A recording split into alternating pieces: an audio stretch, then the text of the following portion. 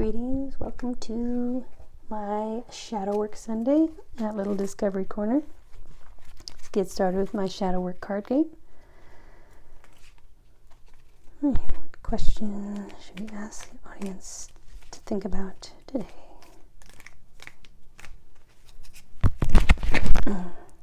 Okay. Inner child. In what way is your inner child affecting your life right now? Ooh, that's a good one. It's something I've had to work on a lot during my own shadow work journey. What wounds did my inner child have, right? I had to figure, I definitely had to, I stumbled on these a bit by accident, but I often got a lot of, don't take things too seriously, you're making too much of it, don't be so emotional. That was coming from one parent, and from another was, be more refined, be more prestigious, like do whatever is brag worthy for on paper for your applications, your resumes, that sort of thing. The pressure to be brag worthy with like material accolades, right? That's something to think about, and that's something I had to work to process, understand that I was still feeling hurt by those things after all these years, even though I thought I was just, didn't think it was that big of a deal. It's just something you deal with from caregivers. But I actually had to recognize that those things injured me emotionally and let myself feel those emotions that I hadn't let myself feel at the time. I let them come up, myself feel them so I could process them and let them go, right? Okay, part 2, integrate. To integrate, to accept, embrace, and grow from your uncovered truths. All right.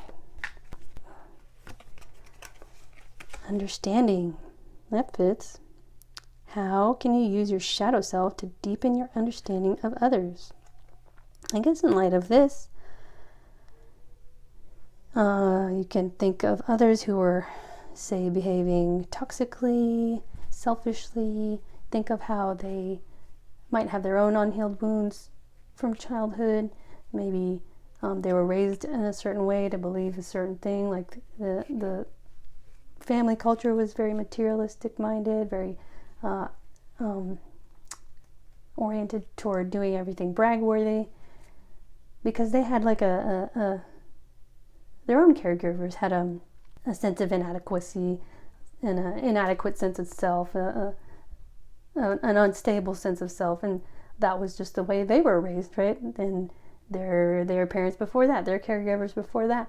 It's just that's what they call generational trauma, right? It just gets passed down. It's just accepted standard practice, right? Nobody questions it until eventually one person does stop to reflect on how it affects the mind, the heart, the spirit, and take steps to address, feel the way, understand what it did to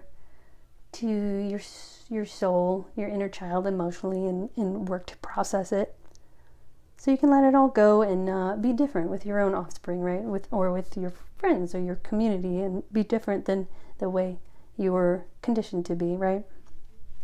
Okay, that's probably enough for today. I will see you next time.